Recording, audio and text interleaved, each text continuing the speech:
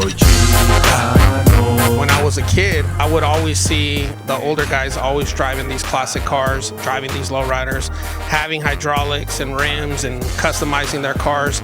And I just made a decision after seeing that as a child that I would get one when I grew up. Gracias a los padres mexicanos, una veracruzana, el otro michoacano, se la rifaron con sueños de otra vida y se pelaron para el norte en rodillas. This is how they want to see us, as criminals and outlaws, when we are not working in our jobs, or as marginalized, unsophisticated, and uneducated when we are working.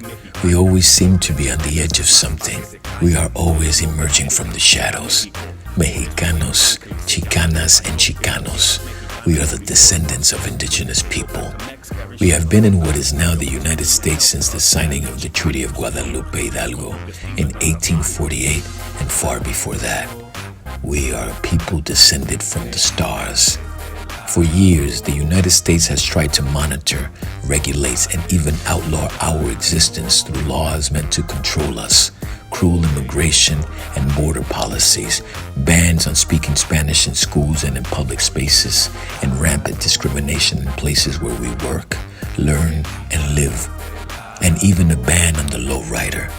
Yet, deep in our heart, we have always found ways to follow ancestral traditions, to survive, to create beauty, to create art, and most of all, to create joy. Mexicans began arriving in large numbers due to the Bracero program in Sonoma County during post-World War II, drawn by work in the fields and in vineyards. We grew in larger numbers in the 70s and early 80s. Many of us also came from various countries in Latin America.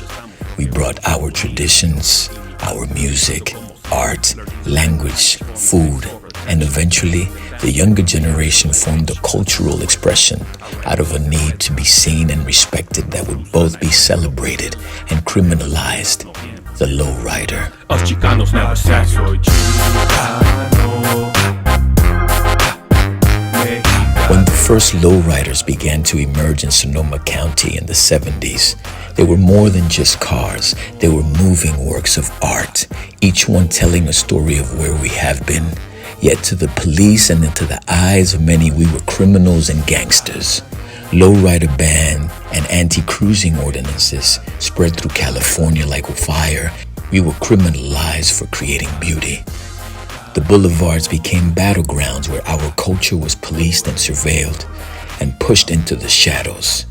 Cholos wearing khakis and Pendletons were pulled over just because of how they looked. Cholas with their flamboyant hairstyles and dark makeup were not accepted to go past high school, so we made cruising a lifestyle.